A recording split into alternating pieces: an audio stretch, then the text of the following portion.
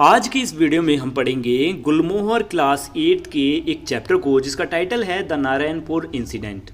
और इस चैप्टर को लिखा है सासी देशपांडे ने। चैप्टर को शुरू करने से पहले इसके कुछ किरदारों के बारे में जान लेते हैं। इस चैप्टर में एक परिवार है जिसमें एक अम्मा है, उसका बेटा मोहन और मोहन के भाई बहन मंजू और बाबू। इसके साथ एक और किरदार इस चैप्टर में आता है जिसका नाम है सुमन, और वो सुमन मोहन की एक अच्छी दोस्त है। फिर आखिर में एक और किरदार आने वाला है जो है एक पुलिस इंस्पेक्टर जो मोहन के पिता के एक स्कूल के दोस्त थे।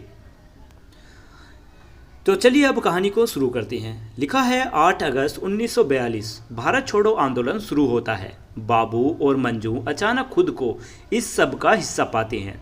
जब उनके स्कूल बंद हो जाते हैं और उनके पिता को जेल में डाल दिया जाता है, उनका भाई मोहन आंदोलन में शामिल हो जाता है और बाकी बचा परिवार नारायणपुर के छोटे से गांव में चला जाता है। लेकिन अब मोहन अपने दोस्त सुमन के साथ नारायणपुर आ गया है और भारत छोड़ो आंदोलन ने गति पकड़ ली है। बाबू फैसला करता है कि वह उस जुलूस को देखने के लिए जाएगा जिसमें उसका भाई मोहन हिस्सा ले रहा है, और वो अपने साथ मंजू को भी ले जाता है। उनकी माँ को उनके इस प्लान के बारे में कुछ पता नहीं था, इसलिए बच्चे अपने घर की चाबी पड़ोसी रामाबाई के पास छोड़ जाते हैं। अब कहानी को आगे पढ़े और जाने की आखिर आगे क्या होता है। तो चलिए शुरू करते हैं आगे कहानी। लिखा है मंजू ने बेसब्री से बाबू से कहा, अब बताओ हम कहाँ जा रहे हैं। बाबू ने कहा, एक जुलूस देखने। जल्दी चलो, हमें देर हो सकती है। मंजू ने पूछा, कौन सा जुलूस, किसका जुलूस और कहाँ। इस पर बाबू ने कहा, तुम बिल्कुल रामाबाई जैसी बात कर रही हो, क्या उनसे तुमने जल्द ही में कुछ सीखा है। तो मंजू ने इस पर कहा, ओह रामाबाई की बात छोड़ो, बताओ बाबू कौन सा जुलूस।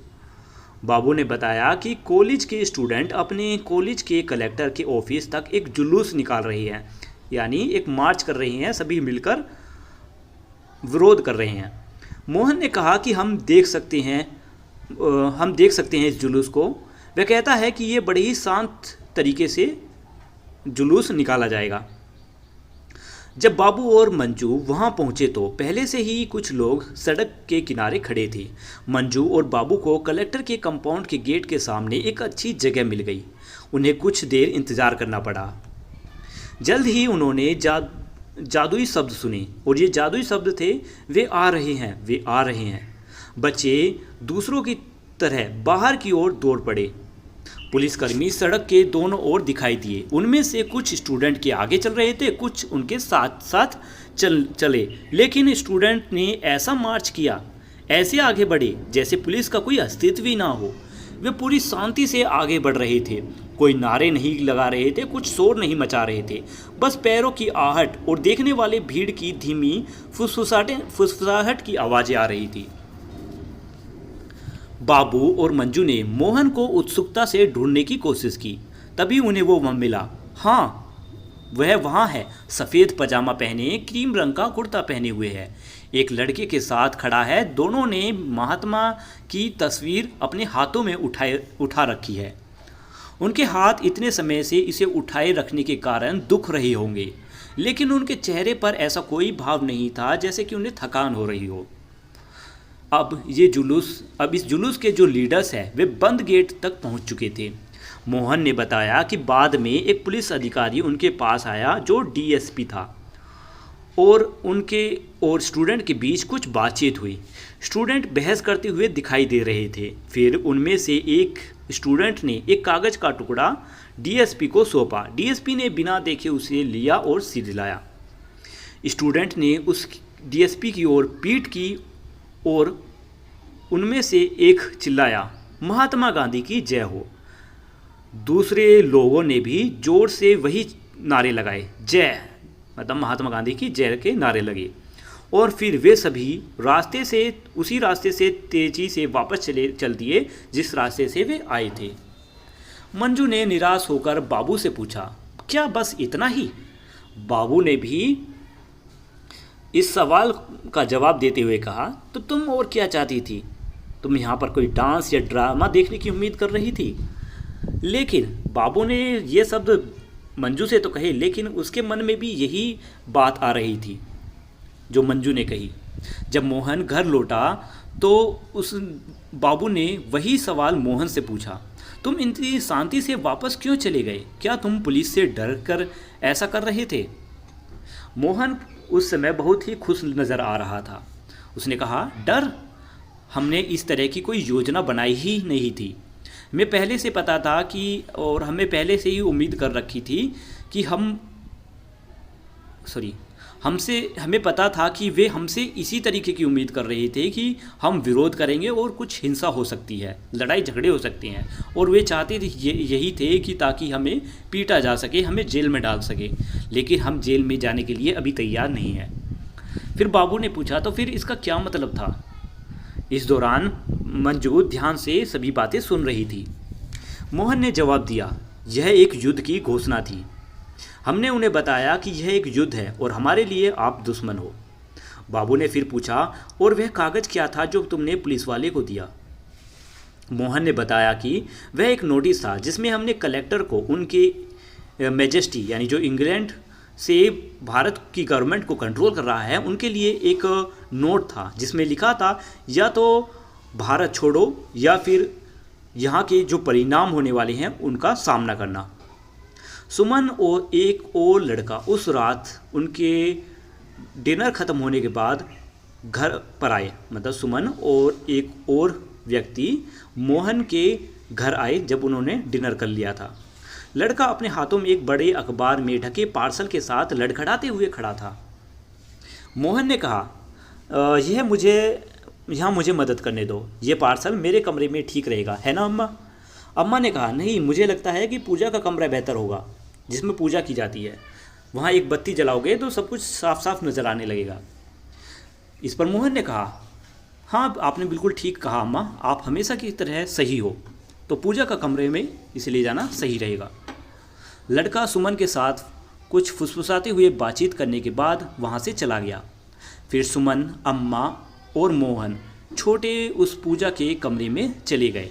बाबू और मंजू ने अपने कंधों के ऊपर से उत्सुकता से उस रहस्यमय पार्सल को देखा जो एक साइक्लो स्टाइलिंग मशीन निकली।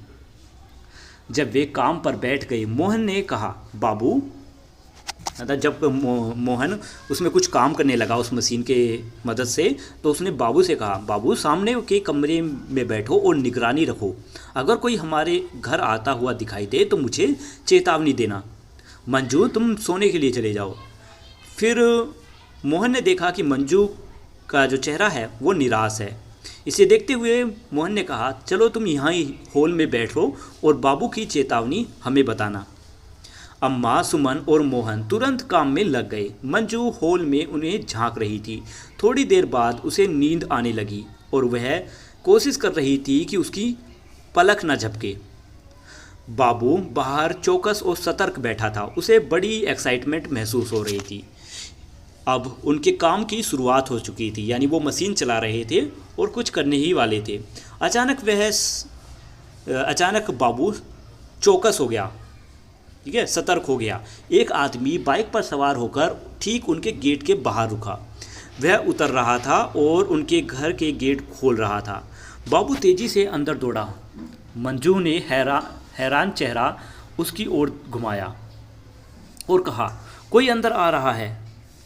हर तरफ चुप्पी छा गई। पूजा कमरे के अंदर से 3 चेहरे उसकी ओर देखने लगे। यानी कौन थे? मोहन, अम्मा और सुमन। फिर अम्मा उठी और बाहर आई। उसके पीछे मोहन भी आया। सुमन अंदर ही रही और मोहन ने कमरे का दरवाज़ा बंद कर दिया। अम्मा ने कहा, मंजू सो जाओ, बाबू तुम भी। दरवाजे पर दस्तक हुई। बाबू अपने कमरे की ओर दौड़ा और बिस्तर को खोला और उस पर लेट गया। अम्मा ने पुकारा। अम्मा ने आवाज़ लगाई, कौन है? मोहन, जाकर देखो तो कौन है दरवाजे पर। मंजू जो अपने बिस्तर में ही घुस चुकी थी उसने देखा कि हालांकि अम्मा की आवाज़ बड़ी ही बुलंद थी लेकिन उनके हाथ कांप रहे थे। मोहन अंदर आया और बोला, अम्मा ये पाटिल है, सब इंस्पेक्टर। उस अजनबी यानी सब इंस्पेक्टर ने कहा कि मैं तुम्हें परेशान करने नहीं आया हूँ। तुम्हारे पिता मेरे स्कूल के दोस्त थे, मैं एक दोस्त हूँ। अम्मा जल्दी से उठकर बाहर चली आई। मंजू ने एक पल रुककर उनका पीछा किया, मतलब वो भी पीछे पीछे आ गई। देखा तो बाबू भी अपने कमरे से बाहर आ रहा था, गहरी नींद से जागने का दिखावा कर रहा था।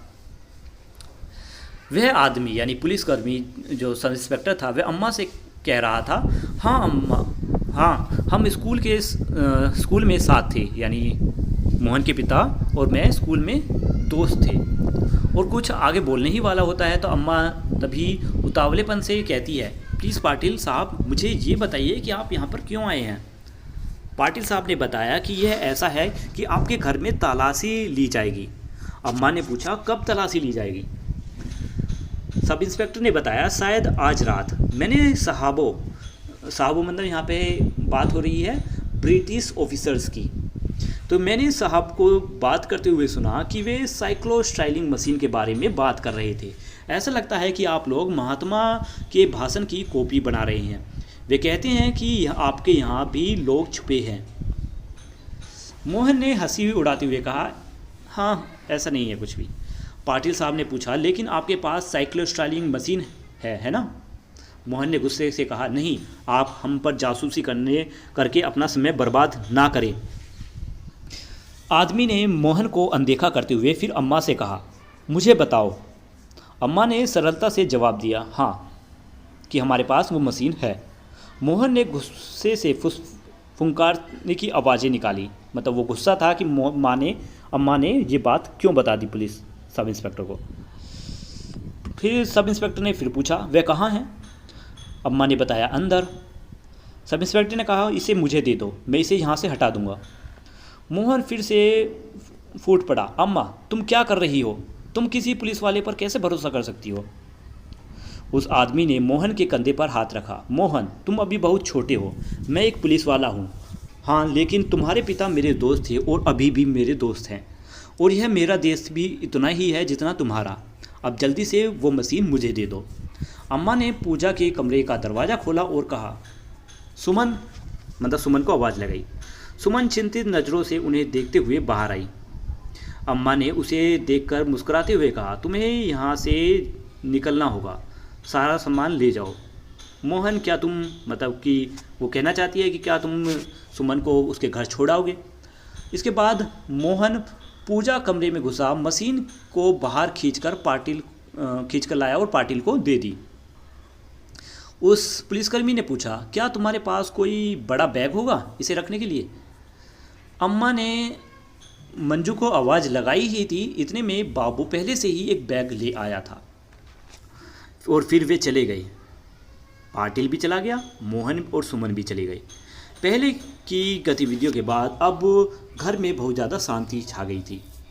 अम्मा ने सुझाव दिया मंजू और बाबू को, चलो सोने चले जाओ। थोड़ी देर बाद मोहन वापस आया। मंजू ने चिंतित होकर पूछा, सुमन कहाँ है? तो मोहन ने जवाब दिया, वह ठीक है। अम्मा ने फिर कहा, सोने जाओ मंजू। सोना? मंजू ने कहा, सोना, लेकिन पुलिस के आने से पहले, ये तो बड़ा ही मुश्किल है। लेकिन फिर भी वह सो गई और अपनी नींद से जागकर दरवाजे पर जोरदार दस्तक सुनी।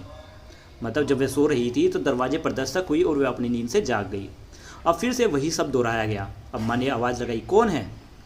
एक अजनबी आवाज़ ने अंदर से आदेश दिया, दरवाज़ा खोलो। अम्मा ने कहा, मोहन देखो कौन है। यह सब कुछ फिर से होने जैसा था, लेकिन इस बार वे इस बात से पूरे निश्चित थे, पूरे श्योर थे कि इस बार कोई दोस्त नहीं खड़ा होगा। मोहन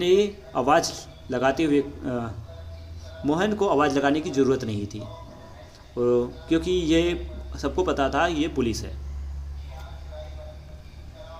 और ये चैप्टर अब यहाँ पे ही ख़त्म होता है।